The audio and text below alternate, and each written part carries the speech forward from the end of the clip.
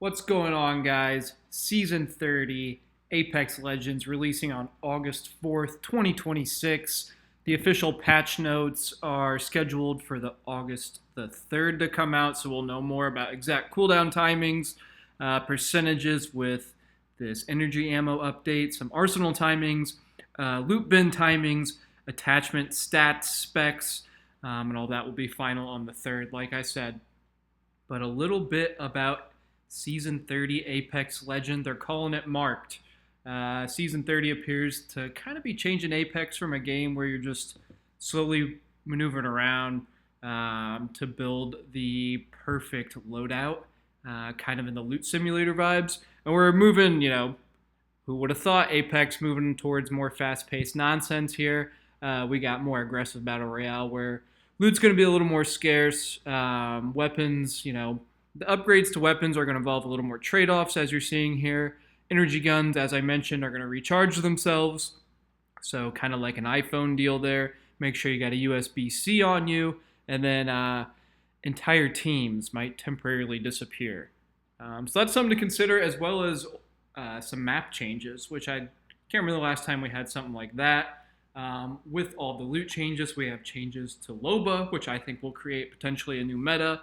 Rampart, one of my least favorite legends to go up against in competitive lobbies, is also getting a buff, which could be scary. And then, as we're seeing here in the trailer, some of the invisibility cloak from the Bloodhound meta that is stewing. So let's get right into it, guys. I prepared a little notes rundown here where I'll share a document as I kind of just run through some of the stuff that I wanted to cover or thought was important in some of the videos I've seen, as well as the trailer here itself. And then ultimately we've got a bunch of patch notes, leaks, and whatnot that'll be, like I said, official closer to the release date of the new season. But for now, we can certainly bank off of some of the stuff being pretty legit leaks. Let's switch over to my doc here.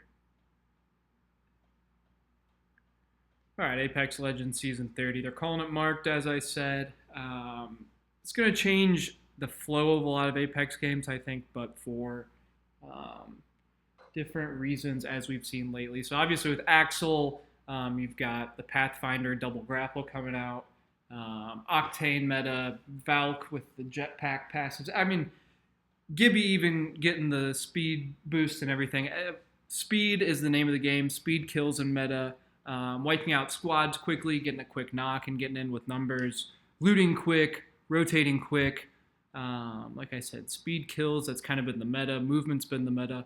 And I think this might be an attempt for some of the devs to shift Apex back towards a different way to speed up the game without just putting more movement into the current meta.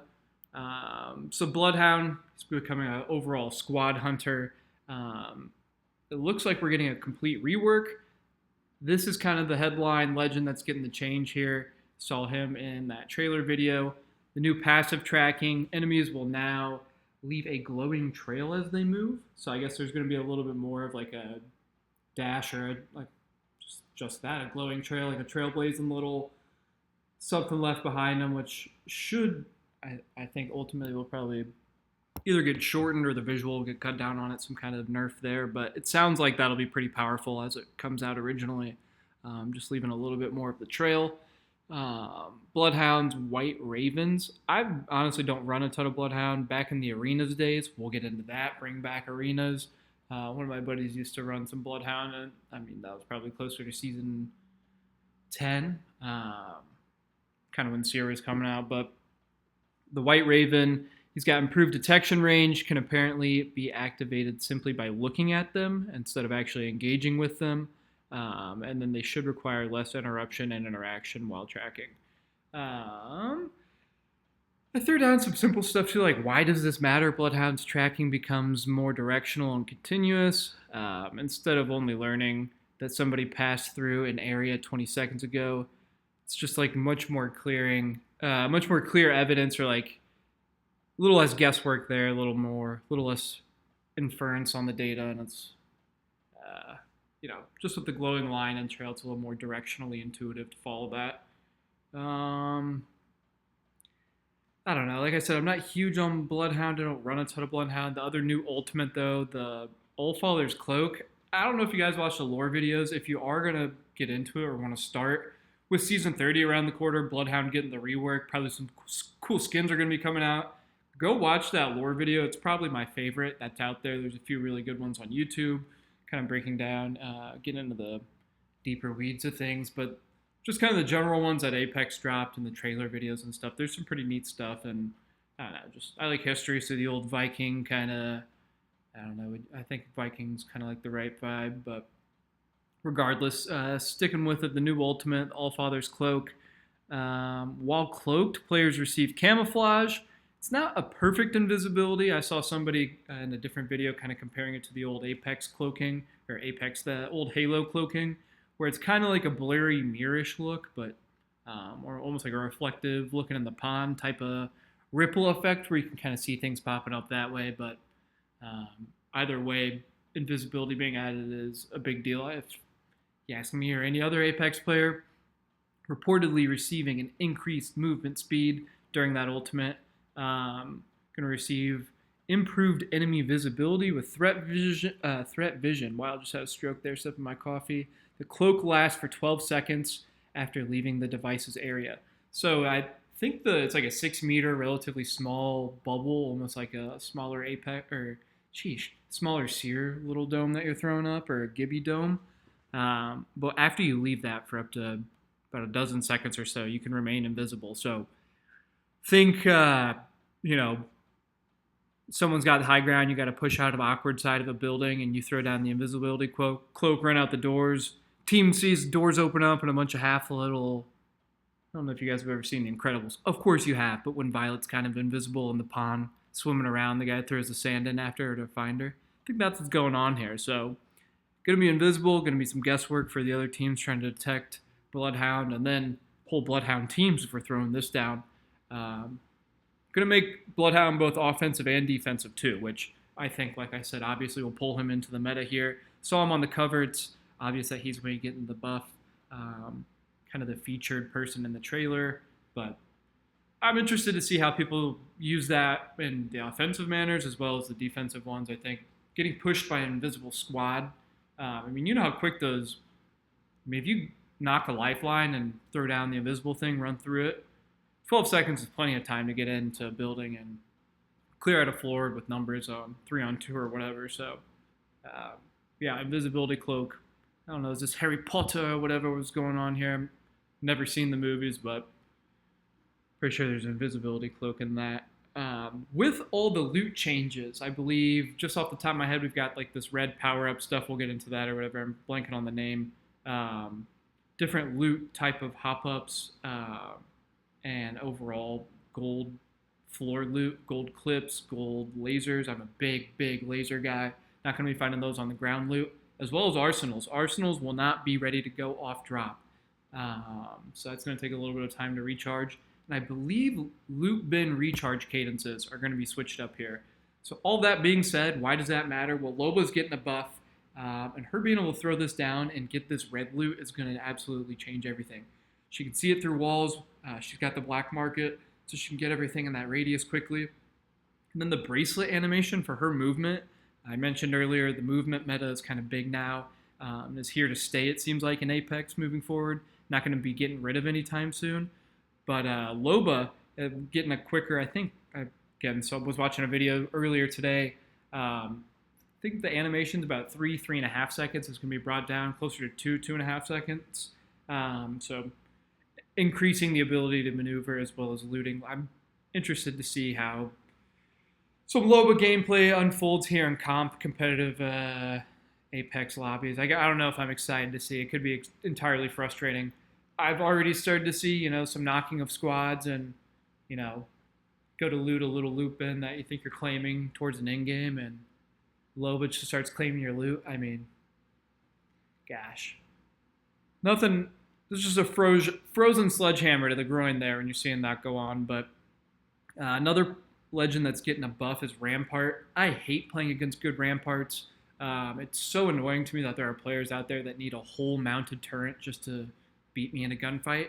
Like, just get in the firing range, dude. Grab an R301, maybe an alternator, maybe a volt. I don't know, whatever the meta is, or can't go wrong with an R301. That's always going to be in the meta. So pick that thing up. No attachments. Just go spray and see what you can get accuracy wise on some of the stuff in there. But pulling out a freaking whatever. Rampart, she's getting buffed. The Sheila, the amped covers. You guys could read that. I despise her so much that just acknowledging that she's going to be improved at all is hurting as it is. Let's just get into looting though. Removed support and assault bins, so that's a big deal. Again, attachments are going to be scarce. I know when I'm running around, the last thing I'm hearing my teammates do is, hey, just found another really good scope over here. I know we've got 2 or 3 already, but if you guys want an extra scope, or hey, I know we all have purple clips right now. If someone else just wants to hold a purple clip just for the sake of it, like I've never heard my teammates say any of those things. So support bins, assault bins being pulled away. Heals, I don't think that's as big as a deal, especially with some of the support legends. And if you're Octane, you're stimming around or whatever. You've got the passive healing, or some of these players off a knock. Like I know when I'm playing Pathfinder and I get a knock and I get a little 50 or 25 regen on the health. That's a big deal. But support and assault bins no longer in the loot. The wildlife loot and mid-match loot bin resets, as I mentioned, the cadence on those will be a little bit different. I don't know if those exact cadences have dropped yet, so stay tuned. I know the 3rd and obviously the 4th, the release date are just around the corner here, so not too much waiting, but I think just keeping that in mind. I know whenever I'm pushing a circle in game with the lads and it's kind of an awkward looting situation, it's going, whoa, hang on. Loot bins are about to reset, so that's going to be a little more scarce too. That's something that you can't lean on, especially end game, like I said, when circles are getting smaller. Arsenals, remaining sources as being rebalanced. We've got exact early match timing awaited in the full patch notes, but ultimately, like I said, the Arsenal's not going to be available directly off drop. I know that when I'm Jump Master, one of the first things I'm scanning, as long as it's not, the good old momentum. Those that know momentum, know momentum. It's next to fragment. If you're dyslexic, you'll read it like me. But yeah, unless I'm scanning that, usually, I'm looking around the map. If it's not a hot drop over my beloved momentum, and I'm looking, all right, where's gold tier loot? Where can the lads get looted up? Or where do we have assault bins when the Hemlock's hot? R301. I know my boys have been ripping some Spitfire R301 lately, so let's get on a light bin, go get one of those. But yeah, the Arsenal's changing up. That's going to obviously change drops, maybe change some engagement off game, or just dictate POI overall, where people are deciding what's hot and what's not. Wow, look at that. It's like a fashion week out here. And then the question overall, less clutter, faster fights, fewer ways to recover from bad opening loot. So it will be interesting to see that. I know a lot of people also maybe kind of bank off other people having good loot, or picking off some of the loot junkies from the cold drops coming into the middle of the map towards the end game circles. And those people tend to avoid confrontation, so maybe not as good at gunfighting, picking those guys off. Going and grabbing their loot might not be as great of an option. We'll see. Energy guns, this is another big story. Little battery model, new to the overall clips. So you're not going to be able to find any clips on the ground for energy ammo in general. Oh my gosh. Way too many blinkers and coffee today, but regardless, does not change the fact that energy ammo is changing. It's going to be like your iPhone. You're going to have to charge this thing up. If you're a Tesla driver, I guess this is nothing new. Maybe you'll really start to lean into some, maybe some Volt action, maybe some Devo, maybe some Nemi.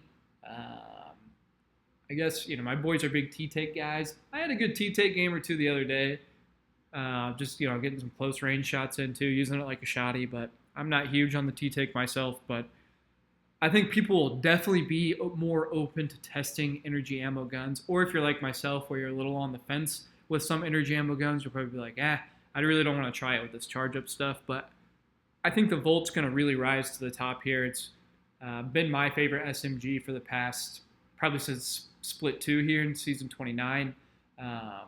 Historically, it's been one of my top SMGs, but probably top 3, and it's not 3, that's for sure. But um, yeah, regardless, guys, personal bias aside, the Volt will probably be used in some of these ALGS games. But we'll see. I mean, again, with the way these clips and everything are changing and the way you're going to be able to hit arsenal bins and get better loot and attachments, overall might change what we're seeing here. World's Edge mixes the nostalgia with competition. I know a lot of people are excited about the East Village, and then is it the Tree Settlement and the Sorting Factory, which is coming back. Tree Settlement's not coming back, but Sorting Factory, which is coming back. I know. I'm honestly, guys, when in the early seasons of Apex, I tried it out a few times.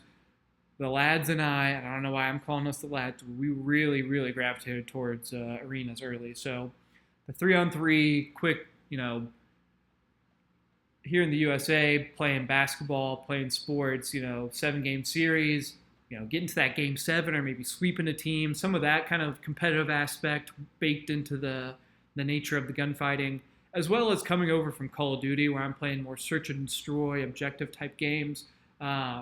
Just having that like intensity of do or die moments where it still felt like, you got the battle royale aspect where you don't want to die. It's not just like a respawn, but there's the looting aspect with building up the bank and everything. So we dove right into that, and I kind of avoided the battle royale for the longest time until they revoked and rescinded that from us. And I'd say it was probably, gosh, I don't even know, probably been 3 or 4 years now where we've been deeper into the battle royale side of things with Apex. So obviously, Sorting Factory, for those that have been around for a while, that's a big deal. For people like myself, maybe a little more neutral to it, still going to be excited about it.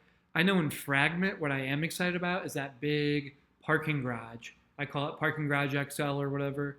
The small parking garage right off the bridge between Momentum, not Monument, Momentum and Fragment. There's like an XL1 in Fragment that's coming back. So some good gameplay clips, not from myself probably, but from some other really good Apex players to come out of that. Wanted to save this for the end. I didn't really talk about the red loot, guys. I feel like everyone's kind of talking about that, the trade-offs and kind of what's to come and everything there. And the trade-offs in the loot was shown in the trailer. I think overall it's, going to depend on guns, going to kind of make the thinking part of the game is going to, come into looting a little bit more, where it's like, what's the trade-off here as far as clip depth or fire rate speed on some of the snipers and stuff. But if you guys want to get into that, go ahead and check all that stuff out in the patch notes. I'm not going to be getting into that because what I wanted to touch on before we got out of here is some confirmed legend stuff for Season 32. Unknown identity. I saw, I think it's GRRT. I don't know if the guy's Gert, whatever. He's talking about a sword and some stuff, some cool stuff, but some maybe playing around with the legend class system, potentially a completely new legend class. I saw there's like a 3 triangle thing on the little bin or whatever. People are talking about potential for maybe like a rework of the overall sorting of the legend class right now. So maybe skirmishers and some of the other ones get reworked. But again, I think these are all unconfirmed and just out there for the time being right now. I know I'm describing these poorly, but just know that the legend class system overall, with this confirmed legend coming in Season 32, is coming along with a leak of a potential overhaul to the legend class systems, how we're seeing those mapped, maybe how in the current landscape of things, or maybe adding a new category in itself, which could be interesting. We'll see. I saw some people, I might have been Thornton Smash, was kind of hinting at the 3 triangles on the little teaser here could be like the hint to the 3 different classes that'll be sorted out, or maybe interchanged, but we'll see. Legend, not known, appearance and abilities, but we got some code names and some theories. But if you guys want to get into that, I would go check out Thornton Smash's video that dropped earlier today. I'll be uploading this right after. But yeah. Some new Apex style videos here.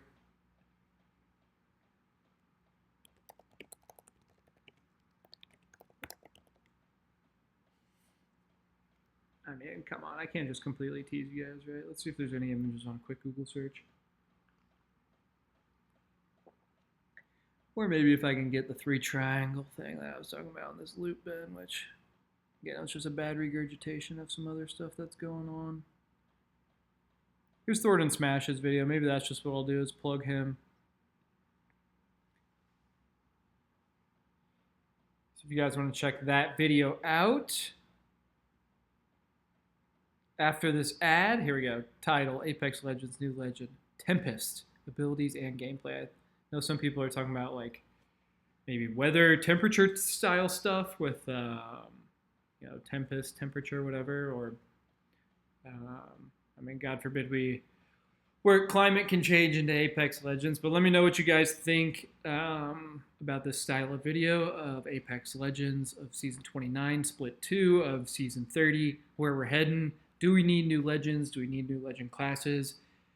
Do we need to fix the looting situation, or are we never going to have a scope on a gun again? Let me know, guys. Kiss your attachments goodbye, and check out some of my other Apex videos.